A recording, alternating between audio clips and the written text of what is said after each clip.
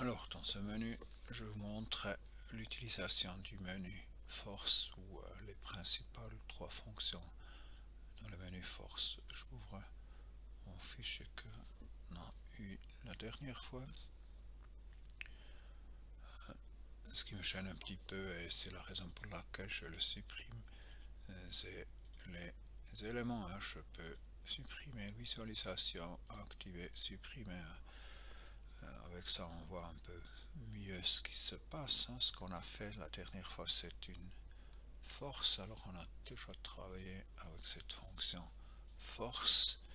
On a choisi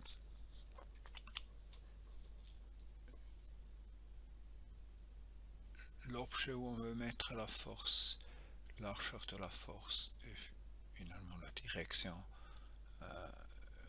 Qu'on peut aussi ici avec un dialogue de vecteurs faire un beaucoup plus de détails. Bon, si vous regardez dans le navigateur, on a en deux endroits la force, une fois dans un conteneur et une fois ici en bas dans la solution. Dans la solution, il y a une cas de charge et dans la cas de charge, cette force existe. Là-bas, je peux supprimer la force, il n'existe plus dans le cas de charge, mais elle existe encore dans le conteneur. Mais comme vous voyez le cercle ici, c'est simplement rouge. Je peux visuellement le prendre et le déplacer dans le cas de charge et maintenant il est revenu actif, c'est la sphère que vous voyez.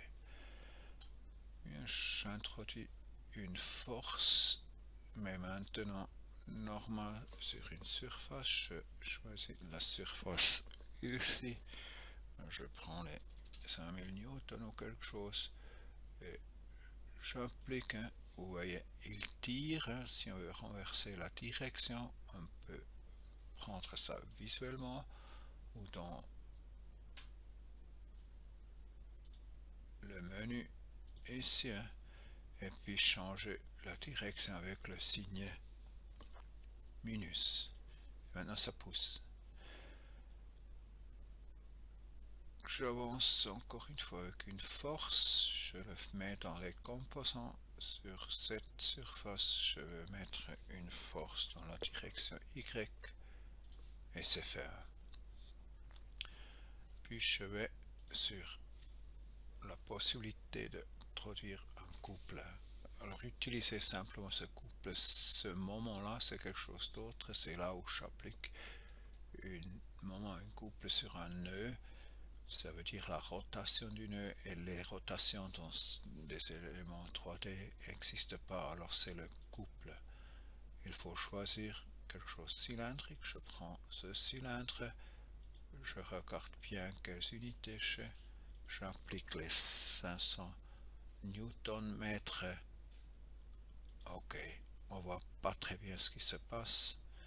Alors, je vous recommande de regarder simplement les arêtes. Et là, vous voyez le couple. Le couple, c'est des forces actives sur les nœuds qui se trouvent sur le cylindre. Peut-être la représentation de ce couple vous plaît pas, vous pouvez changer le type d'affichage. Je dis par exemple dans cette direction je veux plus des vecteurs. Alors vous voyez, ça donne plus de vecteurs dans cette direction ou aussi dans l'autre direction. Je change la représentation. Peut-être c'est mieux avancer à 20 par exemple. Ça me donne plus, ou je fais encore un peu plus petit les vecteurs, que c'est mieux visible comme c'est introduit.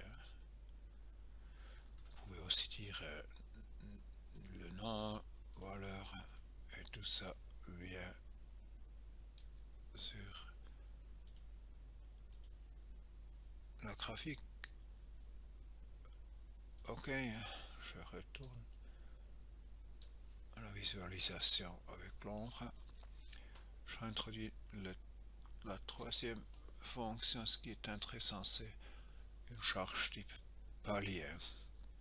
Palier par exemple, je donne de 2000 newtons distribué sur 90%, et encore une fois il faut être un cylindre et il faut donner une direction. Je prends -7 et puis je reçois une force qui est valable entre une axe et le trou où le roulement, cet axe est supporté. Bien, c'est ça, hein. Je rechange la distribution par exemple sur les 180 degrés et vous voyez la distribution a changé, et comme avant vous pouvez prendre la fonction si c'est actif, touche sur le menu à droite sur la souris et vous pouvez changer ces représentations. Bien, c'est tout ce que je voulais vous montrer. Alors utilisez force, couple et palier. Le reste des possibilités on regarde plus tard. C'est tout.